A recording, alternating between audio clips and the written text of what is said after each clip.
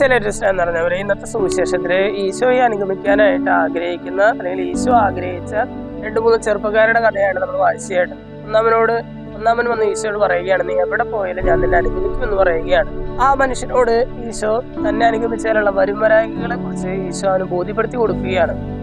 ആകാശത്തിലെ പറവുകൾക്ക് കൂടുകളുണ്ട്, കുറുനരികൾക്ക് മാളങ്ങളുണ്ട്, മനുഷ്യപുത്രന്റെ തലചായ്ക്കാനായിട്ട് ഇടമില്ല എന്നൊക്കെ പറഞ്ഞിട്ട് ഈശോ ഇതിന്റെ വരുംവരായികളെ കുറിച്ചുള്ള ബോധ്യം അവന് നൽകുകയാണ്. അവൻ പിന്നീട് എന്ത് ചെയ്തു എന്ന് സുവിശേഷത്തിൽ വ്യക്തമാക്കുന്നില്ല.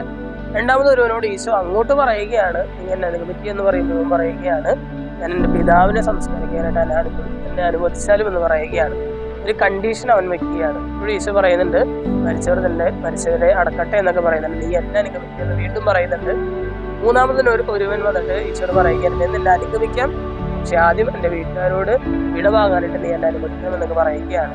അതായത് ഇന്നത്തെ സുവിശേഷത്തിലെ 3 കാര്യങ്ങൾ അല്ലെങ്കിൽ 3 ആളുകളുടെ അവസ്ഥകൾ എടുത്തു വരികയും 3 തരത്തിലുള്ള അവസ്ഥകളാണ്.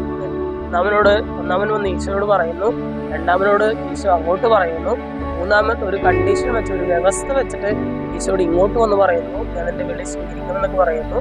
ചുരുക്കത്തില് ഇന്നത്തെ സുവിശേഷം നമ്മളെ പഠിക്കുന്ന ഒരു കാര്യത്തിലാണ്, ദൈവം എന്നെ ഏത് അവസ്ഥയിൽ വിളിക്കുന്നു ആ അവസ്ഥയിൽ ദൈവവിളി സ്വീകരിക്കുക എന്നുള്ളതാണ്.